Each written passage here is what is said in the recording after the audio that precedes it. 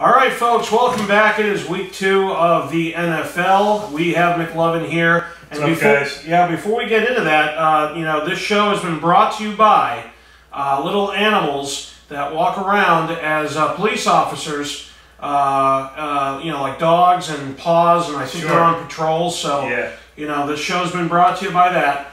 And don't forget everyone's favorite Ultra Drink. Yep. We're going right into this. Max Kellerman, who is no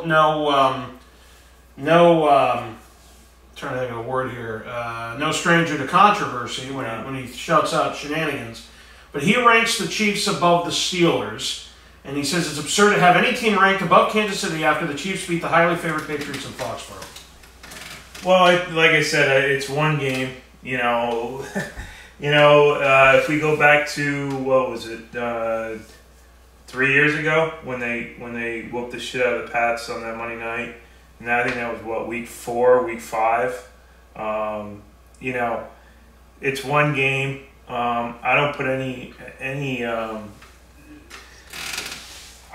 stock in the power rankings right now because they don't mean anything. I think Kansas City, they played unbelievable well. I was talking to Andy when we were watching the game and talking to my father, I was, if they're going to lose to anyone, I'm glad it was Kansas City. Alex Smith, he played one of the best games I've ever seen. I've seen Alex play a lot of bad football. Trust me. 7 years of just shitty, bad football. Turning it over, but he played one of his best games, and I'm very happy to see that. When you look at a team like the Chiefs, they have two guys that can just flat out run. In Hill and Hunt is the other kid's name. But good for the Chiefs. It's one game. I don't think that's the last time those two teams are going to see each other. I think they'll play each other later down the road, but. I think the loss of Berry is huge for Kansas City going forward. I think their defense is really good with Houston and Johnson, their linebackers. But the loss of Berry is going to be huge for them down the road. But as long as those two guys stay healthy, their offensive line played really well. The Patriots didn't really have any attack on Smith whatsoever. There was no pressure. I think Kansas City knows what they have to do, and if they can bring their game like that every single Sunday, then they're going to be a team that's tough to beat.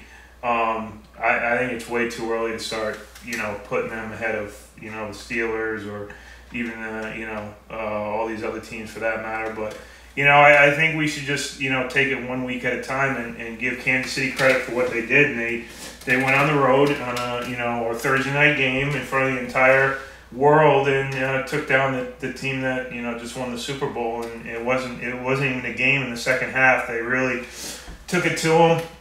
Right when they showed that stat that where the Patriots are like 104-2. Yeah, that was at the start of the third quarter, and then from then it was game over. So I think this type of loss for the Patriots is I think it's a good loss to do this now.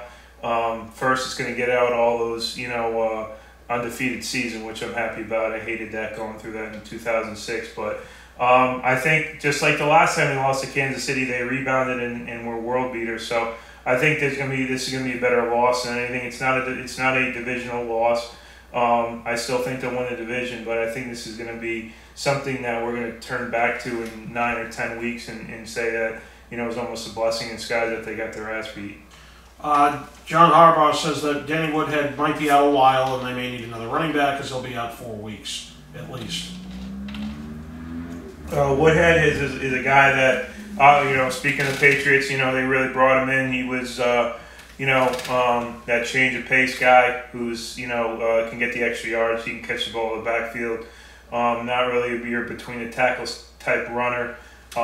Anytime with a guy with that frame and that structure, once he gets dinged up, it's going to be difficult for him to stay healthy. So we'll see what happens. I really didn't see much of I followed the Baltimore game. I don't know how effective he was in that game, but I think they're going to take their time with Woodhead because they know what an asset he is to the team, and they don't want to risk him for future future injuries down the road. John Harbaugh's, he's on a roll, and this is one of your favorite people of all time. Ravens coach John Harbaugh says, quote, "There's no doubt linebacker Ray Lewis should be a unanimous selection to the Pro Football Hall of Fame." Look, we could have a whole episode on guys, Lawrence Taylor, O.J. Simpson, Ray Lewis. I'm not trying to. Those are just the three I have off the top of my head that are first ballot Hall of Famers. That when you put them on the football field, they're the arguably Ray Lewis and is arguably the best at his position of all time.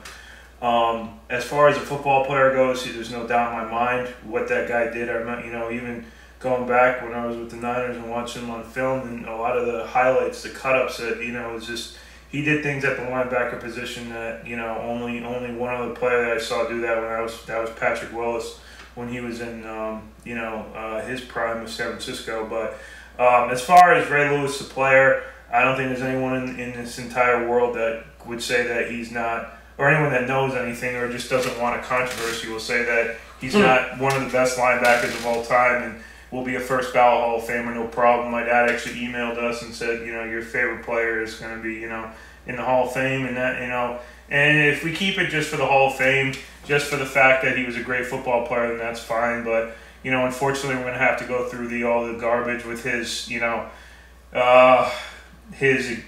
can only imagine what type of suit he's going to wear for the ceremony, and he's probably going to be up there talking about himself for like an hour and a half. But, there's a lot of players that we can talk about who are, pieces of shit off the field. I mean, and the bottom line is, like we've always been saying, for the last 3 years, as long as they can play on Sundays, that's really what it comes down to. You look at Greg Hardy, you look at, you look at all these guys, Adrian Peterson, Ray Rice. If you looked at a guy like Aaron Hernandez, if Aaron Hernandez didn't commit suicide and was somehow relieved of being behind bars, someone would pick him up in a second. So there's a lot to be said about what players do off the field, but as far as on the field, Ray Lewis, there's really not many better linebackers than him of all time. Breeze weighs in on what he and Brady have in common. He says that Patriots quarterback Tom Brady and himself both want to change the norm for what's possible and how long a quarterback can play. Drew Brees, he's had a different path than what Brady's had. Drew Brees was a guy that came out of Purdue. They said he was too small. That's why he fell, I think, to the third or the fourth round to San Diego.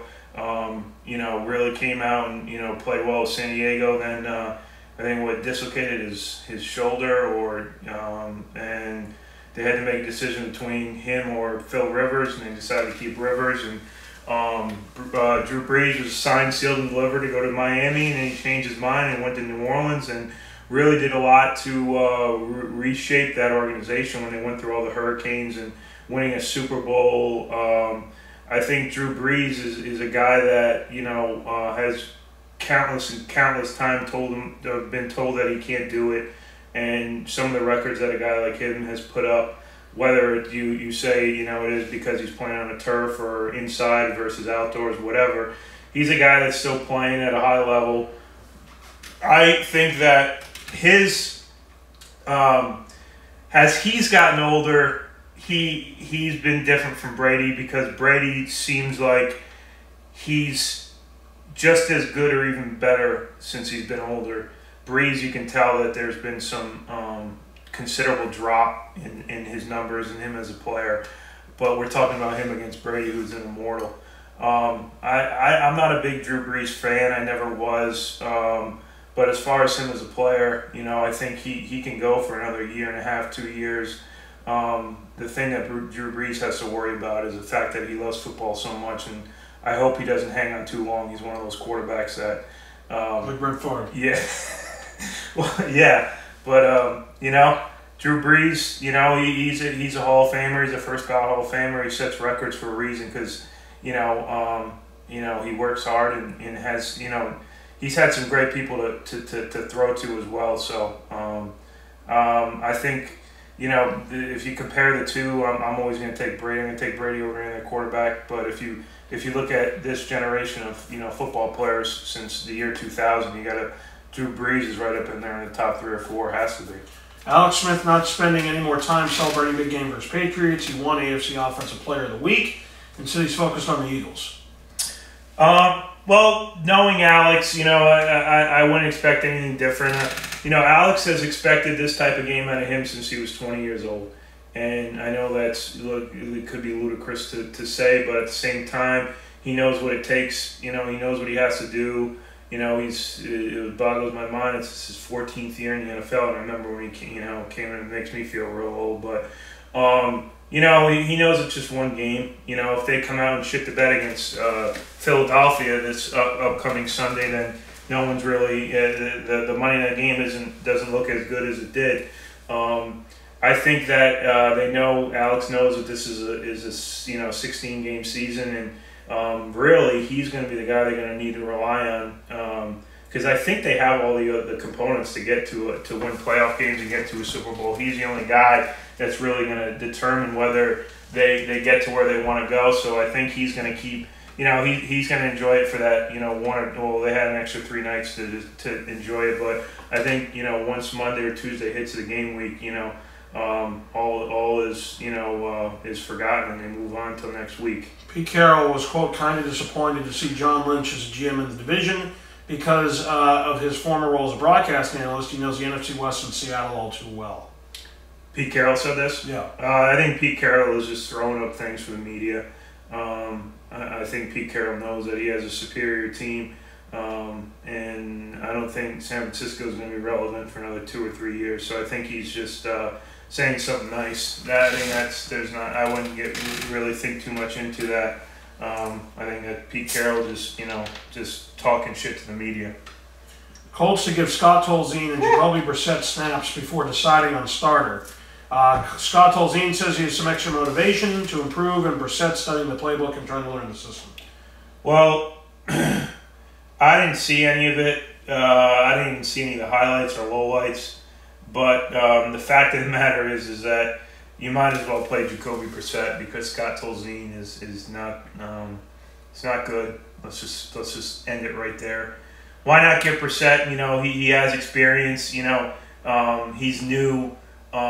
He's got New England pedigree. Maybe that will help them. But if they tried out Tolzien again and there's a performance like they just when they got they should have called the 911 on Sunday because fucking Indianapolis got absolutely raped. So I think Brissett should get a shot, and I'm rooting for him.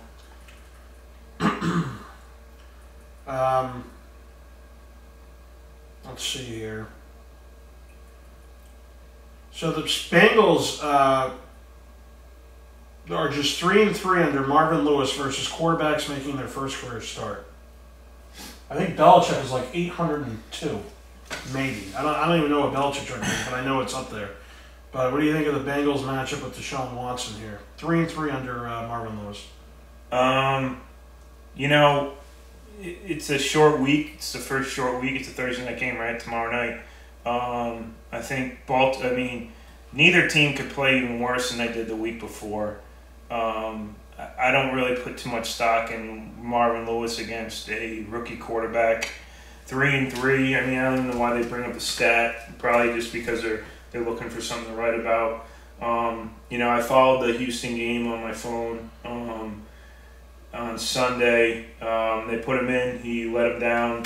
They scored a touchdown. But the only points of the game. Yeah, the only points of the game. So, Houston, this has been, 3 or 4 straight years that they just get off to, such rocky starts. And they're fortunate that they're in such a poor division that they can climb back.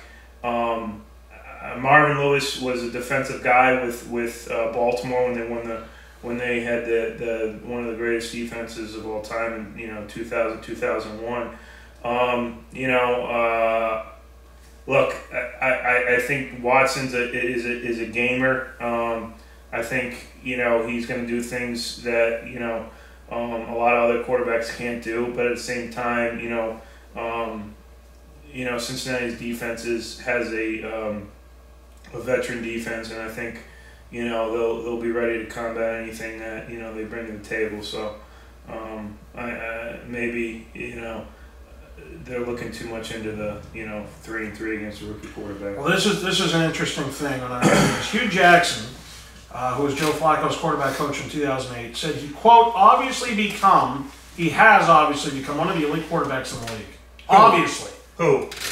Joe Flacco. I don't think Joe Flacco. Hugh Jackson says obviously. I mean, it's like it's obvious, Pat.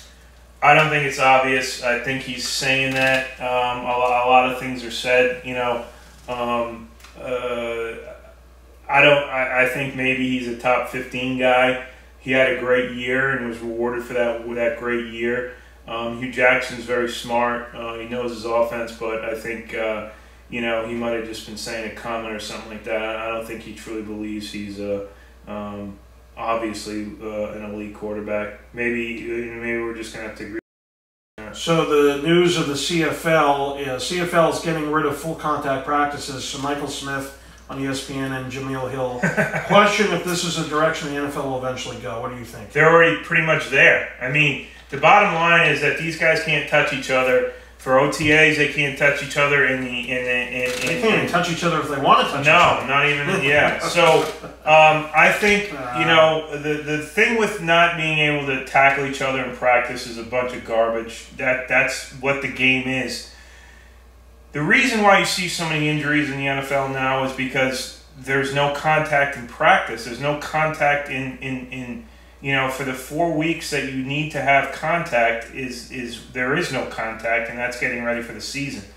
These guys, you see in New England, for example, that was the first time that defense had played together at all, because they're too scared about putting guys on the field in preseason. They're too scared about risking the fact that there's too much contact. It's a touch football. I think the longer they go on with no touching and no just put them in shorts and do walkthroughs, I think the game is going to suffer from that. And I think defenses are really going to suffer because they're the ones that are feeling the brunt of it, without having any contact. And I'm just going to, the injuries are going to get that much worse because you need the contact in order to get ready for the season, to get your body ready. If the first contact you're seeing is in the regular season, people are going to get injured. Kerwin Williams is going to replace David Johnson as the Cardinals' starting running back, but there will be a committee behind him. What do you think of Kerwin Williams? I don't really know much about him, but Arizona. David Johnson was one of the most underrated guys in the NFL, and I think he was a huge part to Arizona. When it always seems that they get nipped by that injury bug early on in the season. But at the same time, I still think they have a good enough team to compete. I think the loss, if it is truly a long-term loss, it's really going to hinder their season pretty good. The running back by committee, everyone's pretty much doing that anyway. But when you're losing a guy like David Johnson, it's never easy to replace someone like him. So there's talk on the sidelines there in the Monday night game where Adrian Peterson was taken out of the game and he was screaming at Sean Payton on the sideline. They're both saying it wasn't like that. Adrian was screaming that they had to run down the middle supposedly, and then they finally ended up doing that. But what do you think? Do you think there's more to it than just that? Because he had 6 carries for 18 yards. Like Garrett Blunt-like, if you will. I think they're both competitors, and competitors, when things are going down, we see it when we do our jobs. I mean, there's been times when Andy and myself, we haven't seen eye to eye, and we do say things that we don't really mean, but at the time, we're both want what's best, for not only ourselves, but for the team. And I think, when you have a guy like Adrian Peterson who feels as though he needs to get his name back and in the light, needs more touches, and Sean Payton's a guy that is competitive as they get. I think it's one of those things that in the heat of the battle, things are said that aren't meant. But that's the only comment that I can make on that. I don't know if there's bad blood or anything like that, but I can attest to saying things that you don't really truly mean when you're when you're competing, and that's my take on that. All right, Detroit has a message to its fans: be respectful regardless of beliefs. The Lions called for their fans to be respectful to each other, quote, regardless of their personal beliefs or differences, after reports surfaced of a racial slur being used at last week's game in Detroit. I hate this topic.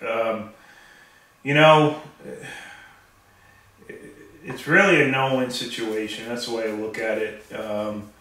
Is there racism out there? Absolutely. Is racism ever going to stop? No. I think it's both racism from both whites and blacks. Unfortunately, my comment on that is it's always going to be there. Unfortunately, there's ignorant people out there who say things to people at sporting events that they know they shouldn't, and they just do it to get a rise out of other people. I think anytime you say some of the magic words that we're not supposed to say, you're always going to get a rise. And I think that, unfortunately, the media are the first people to hear about it. So once they hear racist, drop everything, get out Al Sharpton, and all the the Black Lives Matter and the White Lives Matter and all this other stuff. And unfortunately, it's never going to stop. The more people talk about it on the media, the more stock we put into it, it's just going to create even more racism for future generations. So, Houston, the Texans lose Brian Cushing for 10 games after a second PED violation. Cushing will be eligible to return to Houston's active roster on November 28th, right after Thanksgiving, ahead of the team's game that week against the Ravens, a significant blow to Houston team that was rooted at home by the Jacksonville Jaguars in Week 1. Cushing, who's 30, was concussed in Sunday's 29-7 defeat and has already been ruled out for the team's game Cincinnati on Thursday night. Cushing's lawyer, Harvey Steinberg, said the veteran linebacker, quote, is aware of the negative impact he's had on his team and most important his fans. It is with the deepest remorse that he humbly apologizes to his fans, teammates, and coaches. Cushing will not appeal. It'll cost him $4 million, plus more if Houston attempts to recoup any of his signing bonus. He previously was suspended 4 games in 2010 for testing positive for HCG, a fertility drug that was on the NFL's banned substances list. He was a former first-round pick out of USC, and he was the 2009 AP Defensive Rookie of the Year with the Texans. The honor was jeopardized by the first suspension, but he kept the award after a revote by the Associated Press's awards panel. He's had a checkered career since a sensational rookie season. Injuries hampered him in 12 and 13 when he got into a total of 12 games. He's never come close to matching his first-year production, and his first-year production consisted of 86 tackles, 47 assists, 4 sacks, 4 interceptions, 2 forced fumbles, and 10 passes defended. Well, he's obviously got a problem. I mean, just like a drug addict or an alcoholic, he can't stop taking steroids. He can't stop. I'm surprised they haven't suspended him for a full year or even kicked him out of the game. I don't know what his next strike would be, but he's obviously someone that needs to cheat in order to compete.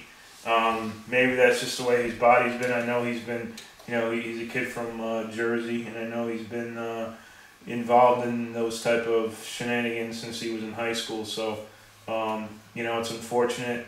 The thing that's difficult is that he can actually come back and play and earn a salary when he's clearly cheating. So, Tom Savage's agent, quote, can't figure out why they benched him.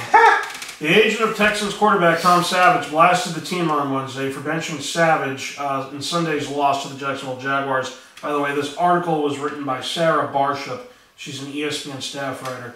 Quote, I'm still trying to figure this out. 31 plays and you're getting benched, Savage's agent Neil Schwartz said in an interview with NBC Sports. Quote, it makes no sense.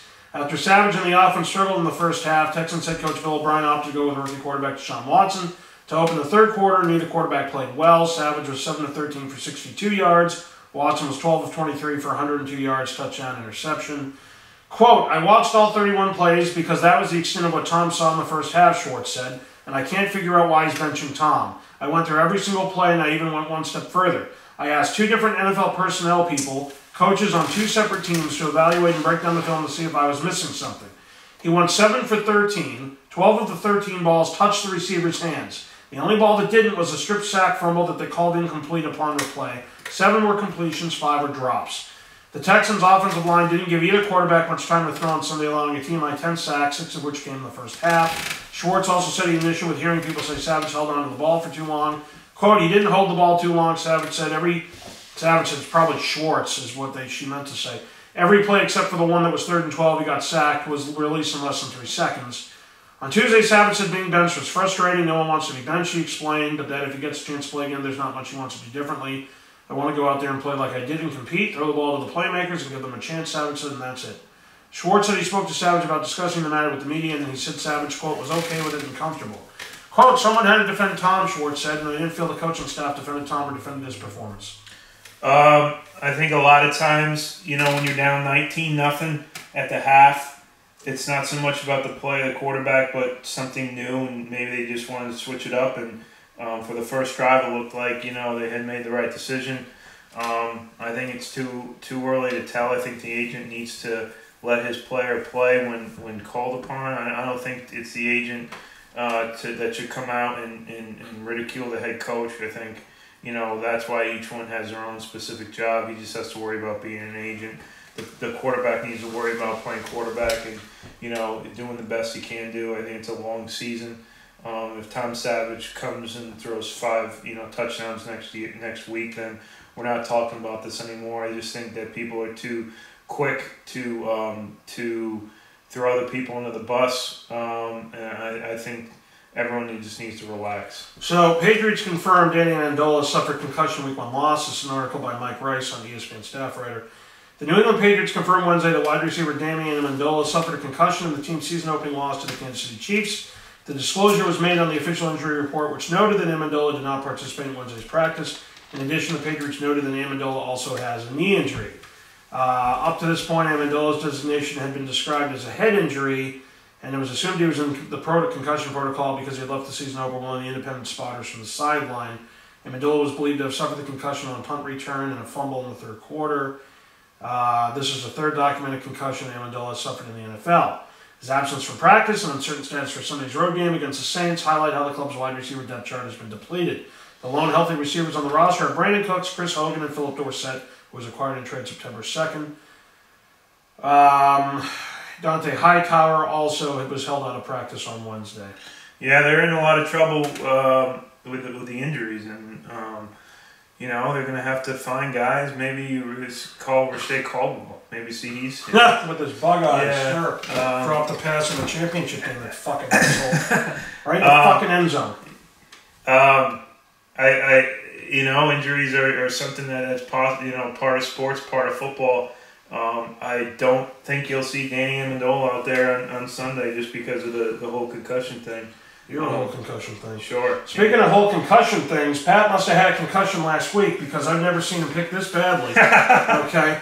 So we're going right to the spread. I went 10-5 against the spread last week. McLovin 3-12.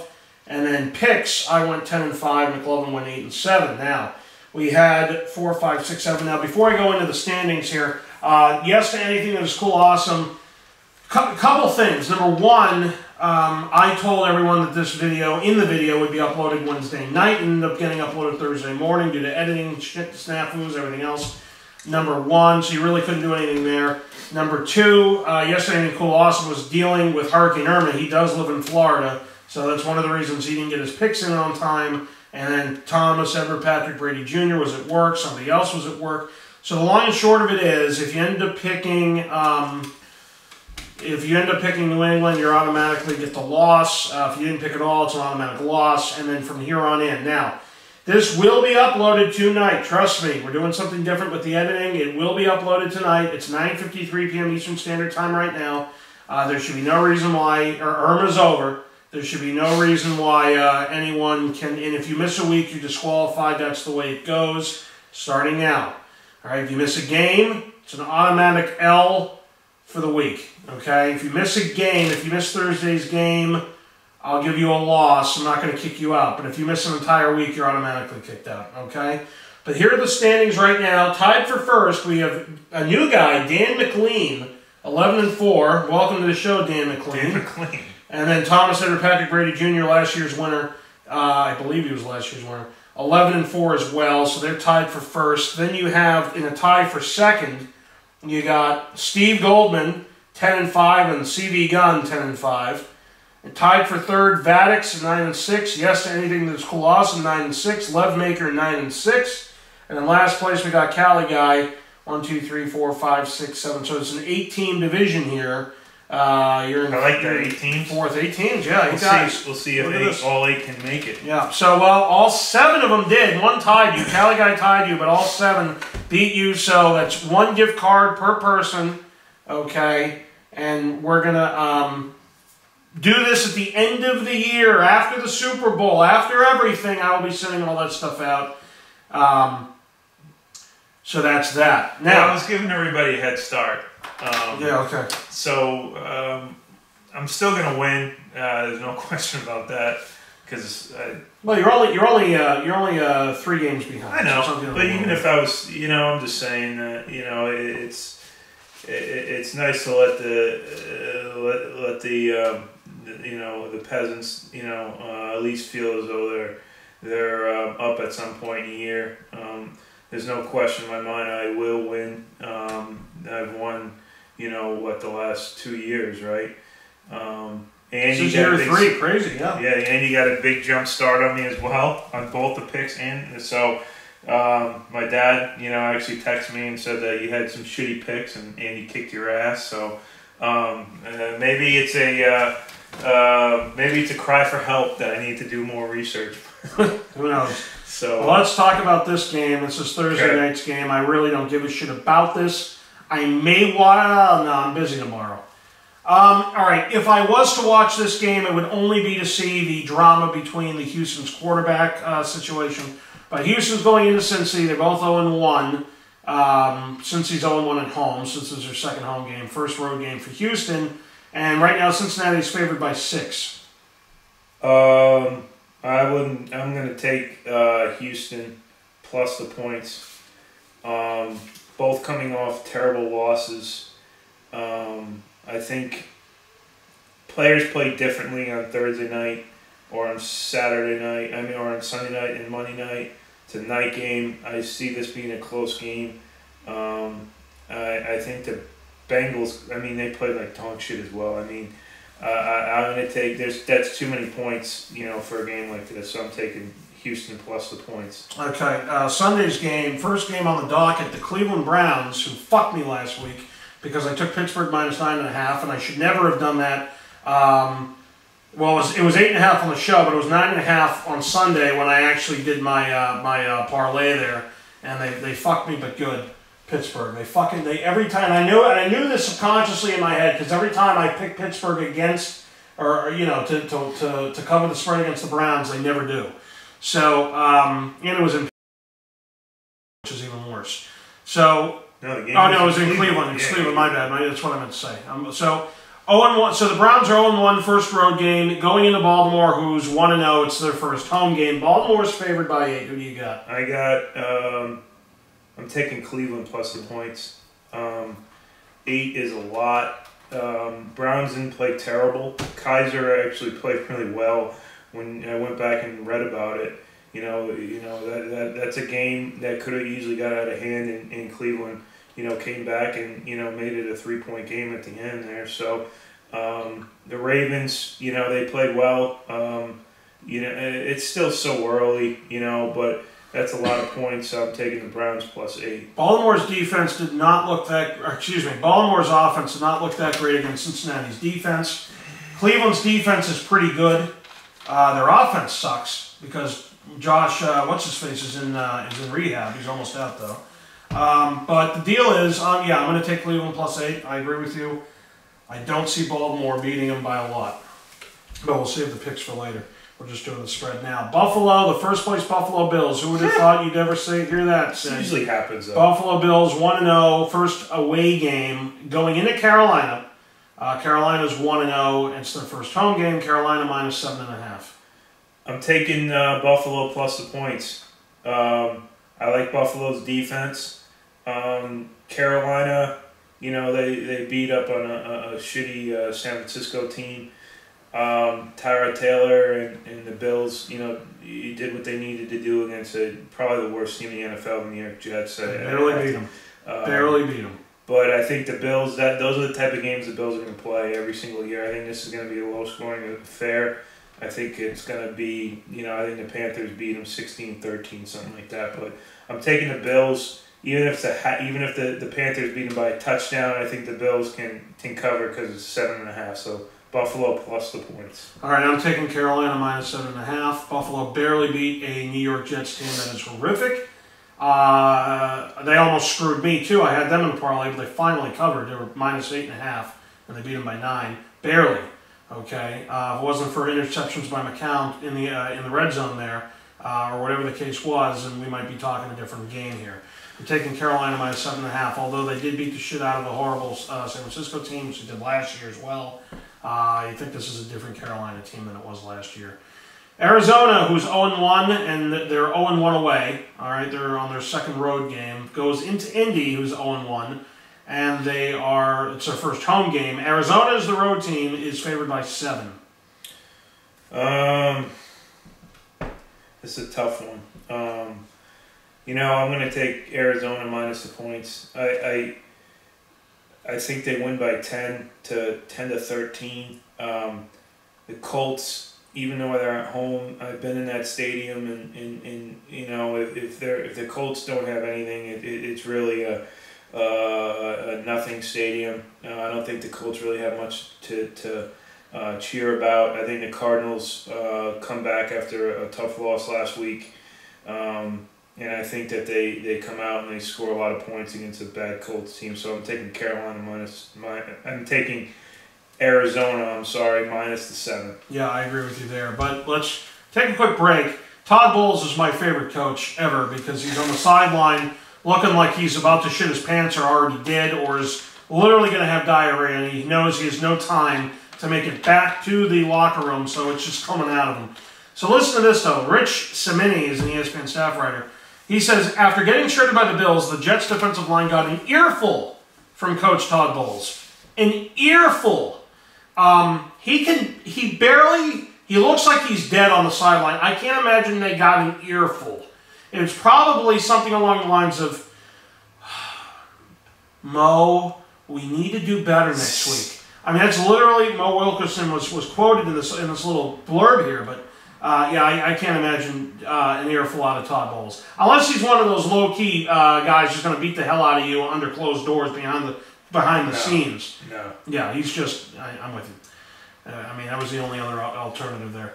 Titans 0-1, first road game, going against the Jaguars, who are home. They're 1-0. It's their first home game. Tennessee's favored by 2 on the road. This is usually when I fall in the trap to take the Jaguars, and then they shit the bed. I'm going to take the Titans minus the points. I think Tennessee played a very, very good Oakland team. I don't think that was a fluke last week at all. It may have come across as an upset, but that wasn't an upset. Oakland's that good. I think Tennessee rebounds and they win by a field goal. I think it's going to be a close game, but I think Tennessee will win the game and cover the spread. I'm taking Jacksonville plus 2. Philadelphia 1-0 away, so they're on their second road game. Going into Kansas City 1-0, first home game. This is interesting. Kansas City's only favored by 5.5. I'm taking Philadelphia plus the points. Ooh. I like the way Philly came out and went and really beat the shit out of Washington out in Washington. I think Philadelphia is going to be a lot better than what people think. I think Wentz had something to prove. I think and with all that being said, I don't think the Chiefs can play as well as they did against New England. I think the Chiefs win the game. I think 5.5 is too much, so I'm going to take the Eagles plus the points. Taking Kansas City minus 5.5. I think Philadelphia has a worse offense than the Patriots do. Even with Julian Edelman out of there, the Patriots' offense is still better. Even with Amendola out of there, the Patriots' offense is still better. And I don't see Philadelphia. I think Kansas City's going to beat them. Might not be like a blowout, but it's going to be definitely more than 5.5. New England 0-1 first road game going into New Orleans, who's 0-1 first home game. New England on the road still favored by 6.5.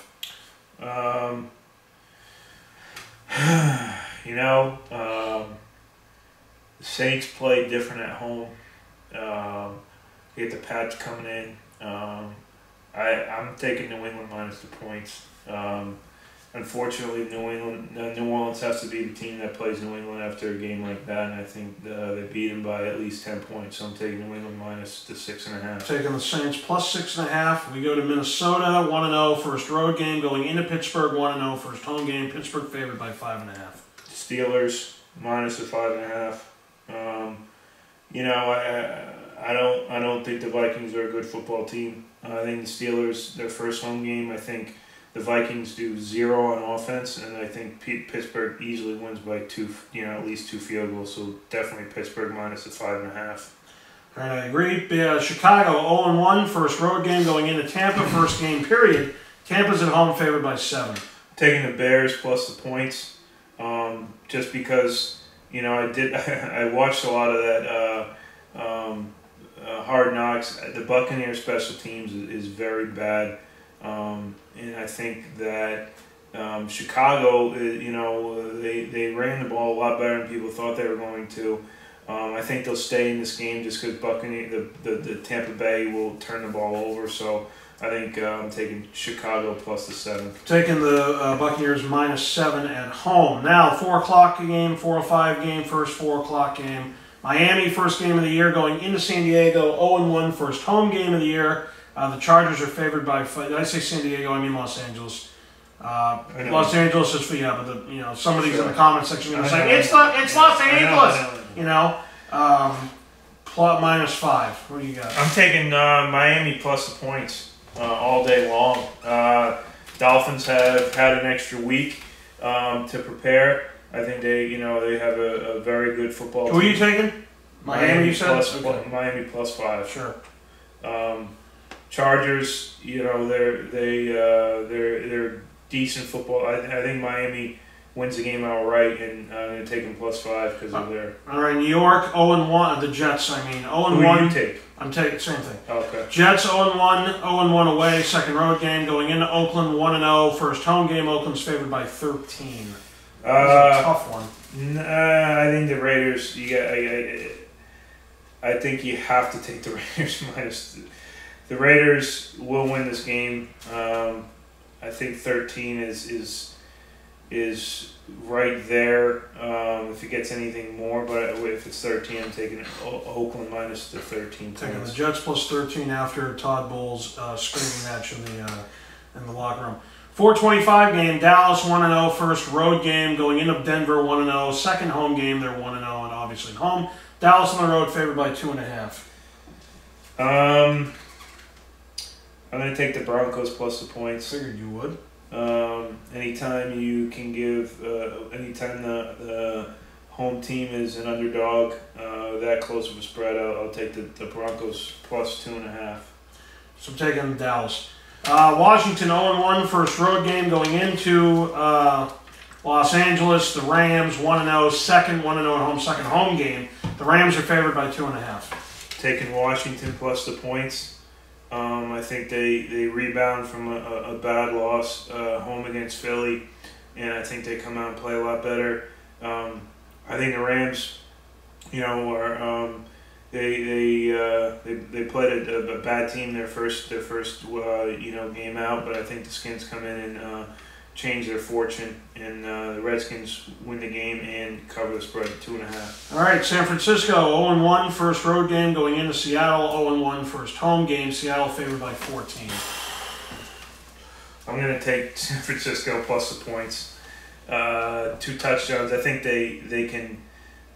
I mean, I wasn't. Seattle didn't really show me that much against Green Bay, where I think they're 2 touchdowns better than San Francisco. I think this is a game that's going to be 21 points for the entire game, 17, and I think San Francisco will score late and cover the spread, so San Francisco plus 14. All right, and then we have the Sunday night game. Who are you taking? I'm taking San Francisco plus 14. Okay.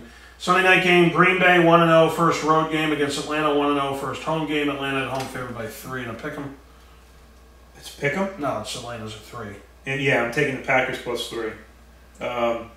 I think that this is going to be a game that comes down to a field goal. I think I think the Packers have something to prove. That this is their first. Didn't the Falcons beat the Packers? Didn't they knock them out last year?